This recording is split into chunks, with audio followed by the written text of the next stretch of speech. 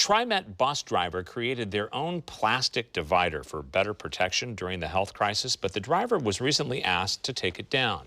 Fox 12's Brenna Kelly spoke to the employee about how they feel the agency is not doing enough to protect bus drivers right now. This bus driver says they've been using all their own protective equipment, including a clear plastic shield they set up.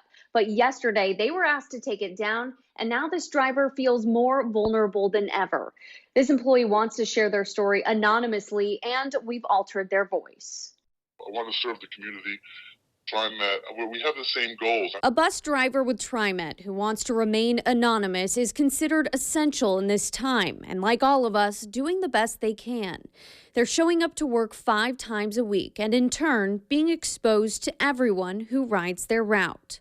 We're sort of sitting ducks. You know, there's nowhere to go. People get on, we don't know who they are, and we're just sitting there. People get on, they sneeze, they cough. This bus driver says since the health crisis, the agency hasn't provided any personal protective equipment besides hand sanitizer and wipes, and recently, gloves. It just seems like we're not doing enough, quickly enough. TriMet is doing what it can to promote social distancing from drivers. You might have noticed a second yellow line near the priority seating area. TriMet is asking you stay behind it while on board. The agency also says it's received more than 10,000 masks, but this driver hasn't seen them yet.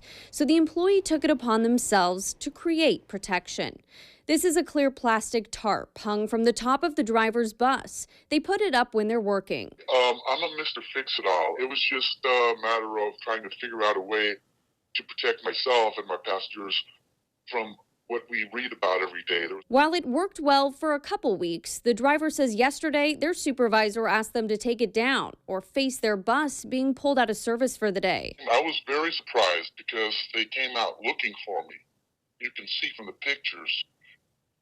It doesn't obstruct my view. What this driver was trying to replicate was TriMet's safety panels, which were originally installed on some buses to protect drivers from violent crimes.